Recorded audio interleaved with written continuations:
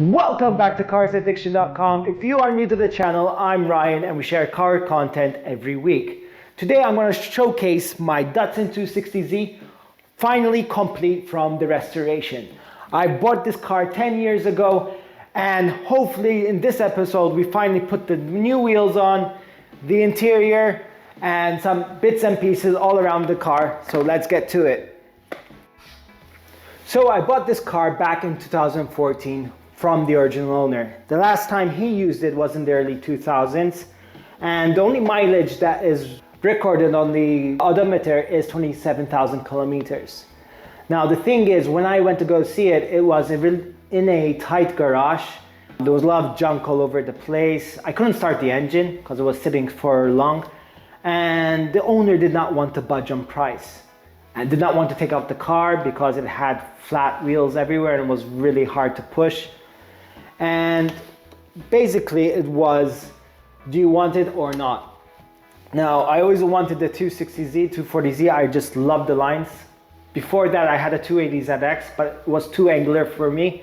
And when the opportunity presented itself, I really wanted it. But, you know, would I find any rust? Is the mileage really that low? Does it run?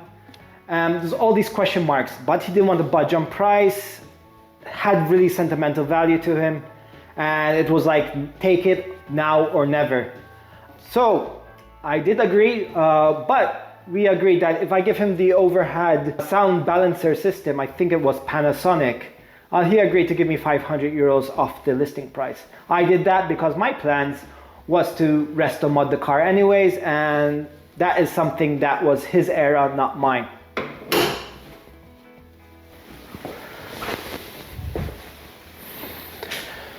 So when I got this car, it was completely decked out straight from a catalog in the 80s. It had every option ticked by the previous owner. Rear big spoiler, check. The red interior, check. Are you sure it was everywhere? Yes, it was. It was the door cards, the seats, the steering wheel, the roof, everywhere. Check, check, check. Large sidewall tires, check. It was a popular option. These days we go low profile. Back then they go large. Go figure that out. Chrome everywhere. Chrome in the engine, chrome on the suspension, the wishbone, the drive shaft, the door hinges. Everything was chromed. Now, I got the car and I wanted it to make it mine. Now, the first thing I wanted to do was to drain out the old fuel, put in new fuel in the car, and start enjoying the car. Also, I wanted to get rid of the red interior using the spray paint, but I never really got to it. More about that later. But like everything else, nothing went to plan and we went a completely different direction.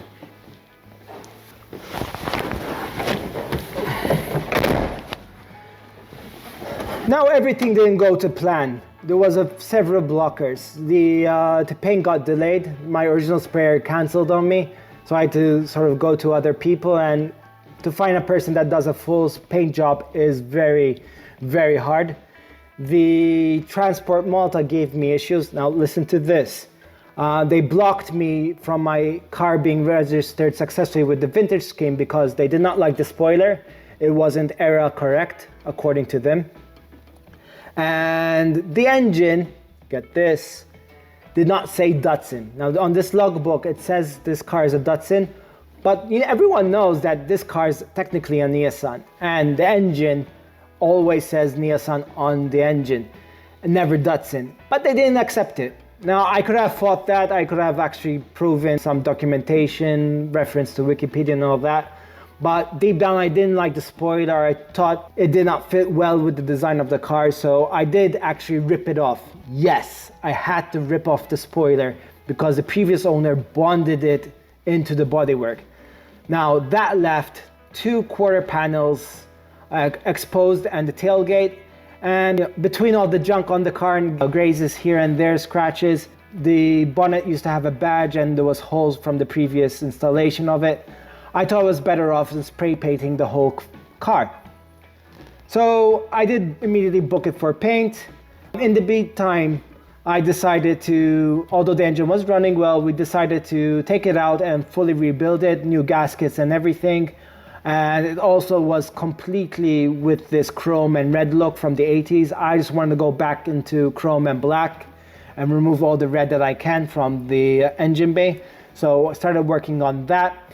The interior, I decided not to spray paint it black, but get it redone properly. And that went off to the guy who does the interiors for me. So we had a new plan. The engine was sorted in 2015. We took it out, refurbished everything, all gaskets and everything that needed to be upgraded. Even did some modern tweaks to it. We did new wiring and everything. More about that in a future video if you like. And if you're not subscribed, please make sure you do so you'll be notified when that video comes out. We got the interior out and back to us in 2018 or 19, but I wasn't really that much worried about the delay for the interior because we still didn't get a spot for the paint. And that was the big issue, the big delay for this car being finalized in time. This car went in paint in 2024. We talked about 3 or 4 or 5 different sprayers, all promising dates. And it's been hard because no one does a full job and it's not cheap. Now, the guy accepted this car in one condition is that it arrives to him all primed, ready to paint. That means I had to dismantle the whole car myself, remove the paint myself, and primer it. Now, I did not primer the car. I got that into another person I found locally, and he did an amazing job. He's about to retire, and you could imagine, I think this was his last work that he did, and he did amazing work. I really thank him for that.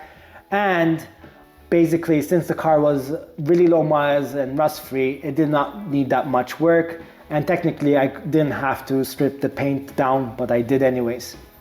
So yeah, this came back to me in like mid-April, all painted, obviously with nothing on the car, no windows, no trims or anything. Came back to me, we put all the trims back into the car, got the interior guy to do the roof for me so he could put in the windscreen. And this is how you actually see it.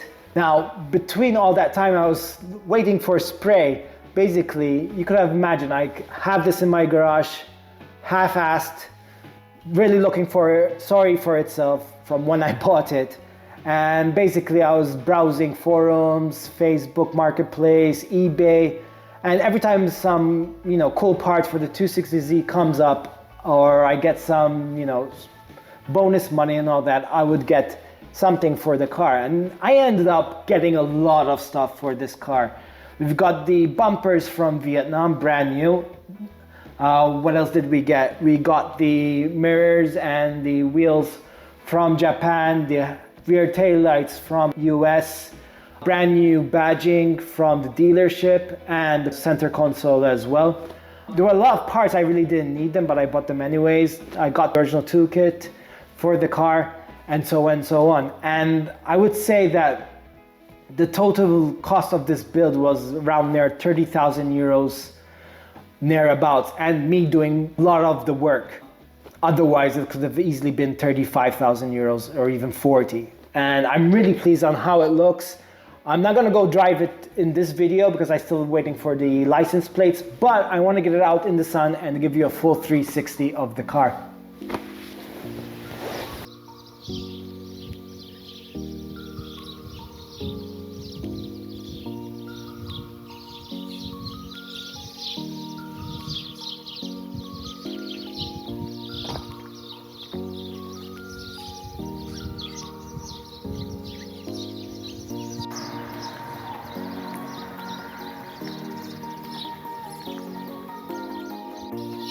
And that's the car finally completed. I'm so happy that I got finally to this stage and now I can really enjoy the car. Now, if you're really interested in seeing the car in detail and every corner of it, me explaining why I went with some choices, no problem. Just comment below, let me know you're interested, and make sure you're subscribed. Thank you for watching. Take care.